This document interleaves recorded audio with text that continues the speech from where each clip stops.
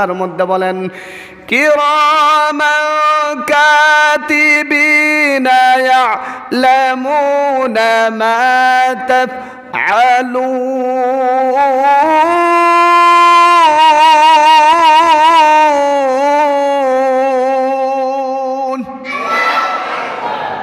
আল্লাহ পাক রব্বুল আলামিন বলেন এক নম্বর সাক্ষী বলেন দুই কাঁধে দুইজন ফেরেশতা আসেনি?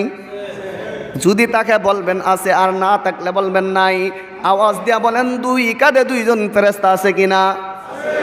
আল্লাহ পাক রব্বুল আলামিন বলেন বান্দা তুমি যখন গুনাহ করো, একা কিভাবে গুনাহ করছো সাক্ষী হয়ে দাঁড়ায় কয়জন? ভাই জোরে বলেন কয়জন? তিনজন। তিনটি জিনিস সাক্ষী হয়ে দাঁড়ায়।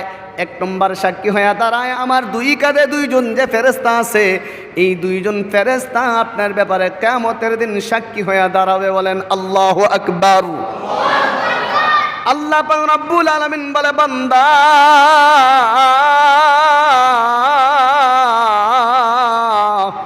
এই দুনিয়াটা থাকার জায়গা না, থাকতে পারবা না। একা কিভাবে গুনাহ করো, তোমার গুনার ব্যাপারে সাক্ষী হয়ে দাঁড়াবে তিনটি জিনিস। এক নম্বর সাক্ষী হলো কিরামান কাতিবিনা ইয়ালামুনা মা তাফআলুন। আল্লাহ বলেন এক নম্বর সাক্ষী হলো তোমার দুই কাঁধে দুইজন ফেরেশতা আছে, এই দুইজন ফেরেশতা তোমার বিরুদ্ধে কিয়ামতের দিন সাক্ষী হয়ে দাঁড়াবে। বলেন আল্লাহু আকবার। দুই নম্বর হলো আল্লাহ পাক রব্বুল আলামিন বলে ও বান্দা, দুই নম্বর সাক্ষী আমার আল্লাহ অন্য এক আয়াতের মধ্যে বলেন ওয়া তুকাল্লিমুনা আইদিহিম ওয়া তাশহাদু আরজুলুহুম বিমা কানু ইয়াকসিবুন।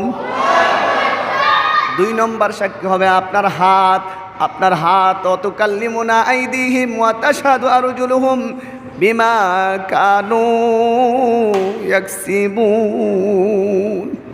আল্লাহ বলেন কিয়ামতের মাঠটা যেই দিন শুরু হয়ে যাবে, দুই কাঁধের দুইজন ফেরেশতা সাক্ষী হয়ে দাঁড়াবে, দুই নম্বর সাক্ষী হয়ে দাঁড়াবে। আল্লাহ পাক রব্বুল আলামিন বলে ও বান্দা ওই দিন মা কাছে থাকবে না, ওই দিন ভাই কাছে